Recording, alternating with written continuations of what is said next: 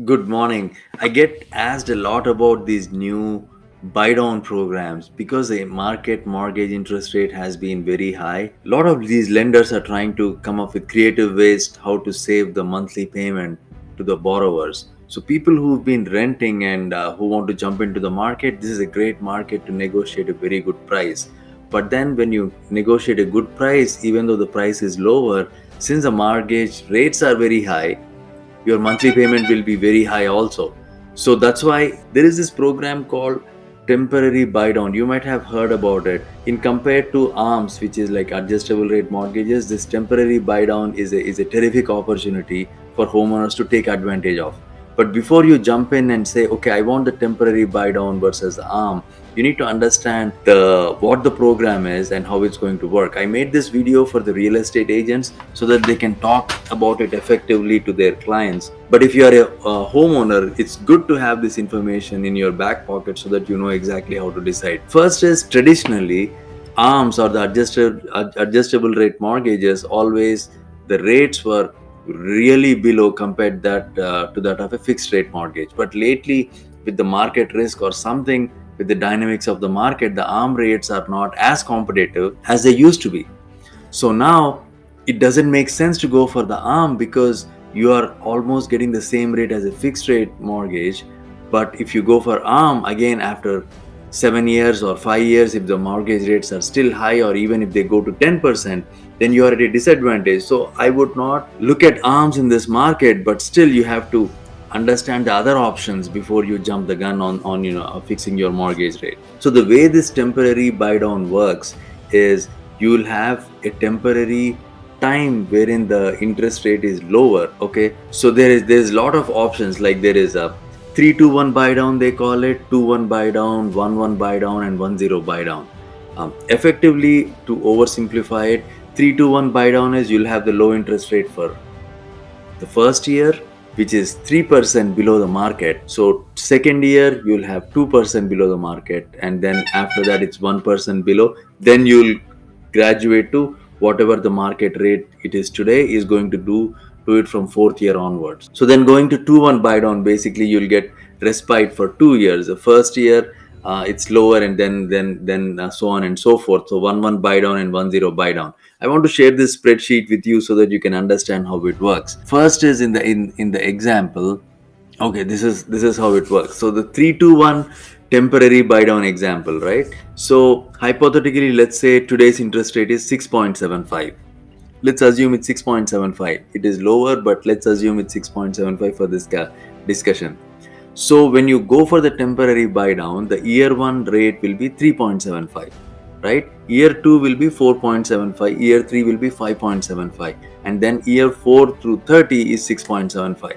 So effectively what happens is this program is especially beneficial for people who are renting and now they are going into a home, and this is going to graduate them into this new payment slowly, right? First year you'll have lower payment, and in this example wherein we put 3.75 as the interest rate that you'll have the first year, so your monthly savings will be almost $650. So year 2 will be 444 savings per month, year 3 will be 227.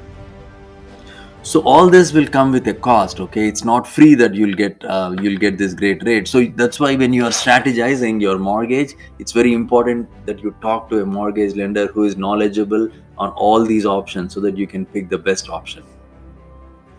So this spreadsheet, there is a lot of numbers here, but just work with me. I'm going to show you exactly the numbers that you have to pay attention. So in this example, let's say the loan amount is 600. Actually the purchase price, let's assume it's 750. Okay, let's assume the purchase price is 750, the loan amount is 600, the interest rate is 6.5 in this example. And then what we are trying to do is we are trying to show you the cost it takes for each of the buy down options. If you go with a 1-0 buy down, right, meaning that you only need this respite for 1 year, you think in 1 year the mortgage rates are either going to go down or you will be in a better financial situation. That means you just need relief for 1 year. So in this option, if with the buy down, you'll get it for 5.5 for the first year, but then pay attention to this cost here. the concession required, which is 0.617%, meaning that the total buy down cost or the cost that you need to have this option is around $4,600. So who's going to pay for this $4,600? There is combination of it. You can either use the seller to pay for this. It's called seller concessions. You could have either your real estate agent or the listing agent do concessions for you, so you can use that, or you can pay for it. But if the third party is paying for it, the cost is different versus you paying for it. In this 110 buy down example, you see that the total cost is 4,600 if they pay for it, versus if you are going to pay for it, it's 5250. It's not much. Still, there is a difference in pricing. So that's something that you have to pay attention to. Let's say you want relief for 2 years, right? So then you go with 1-1 buy down option. In this 1-1 buy down option, basically you just want to extend the lower rate for 2 years, the same rate for 2 years. That is 1-1 buy down. Okay, so in this example, 5.5% for year 1 and 2. When you notice, if you want to pay out of your pocket, it's going to cost you $9,000 for this option, for this example. But if the third parties are going to pay, that the seller or somebody is going to pay, it will be $9,200. So there is a difference in pricing. Then let's say you want to do 2-1 buy down, meaning that you want to have a lower payment for the first year, and second year you think you'll be better off and it's going to graduate. So the first year the payment will be at 4.5 and the second year is 5.5. Then for this also, if you notice, it's about $13,655.75 if a third party pays for it, versus if you have to pay for it as a borrower, it's $14,250. Not much difference, but there is difference as to who is paying for it. Another temporary buy down option, like 3-1 buy down. So year 1 it will be 3.5, then 4.5 and 5.5, and then year 4 onwards it will be 6.5, which is a market rate. So to get to this 3-1 buy down, look at the cost. It's going to cost $26,833 to get this opportunity, and then if you have to pay, it's $27,000. So you have to think and make the calculation.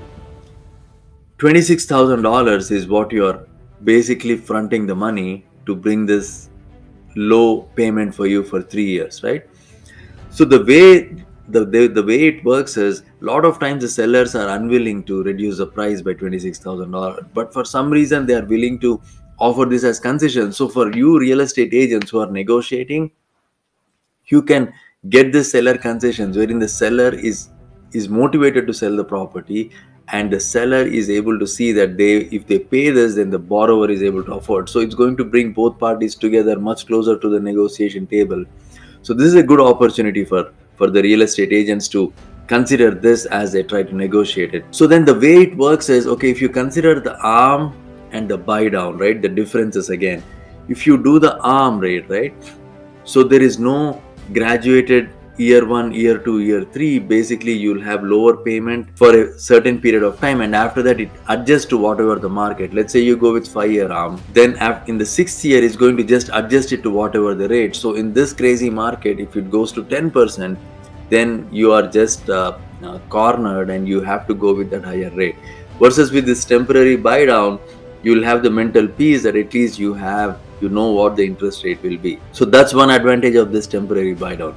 The second biggest advantage is, let's say you refi after 8 months, because we are anticipating the rates to drop. So then what happens to this $26,000?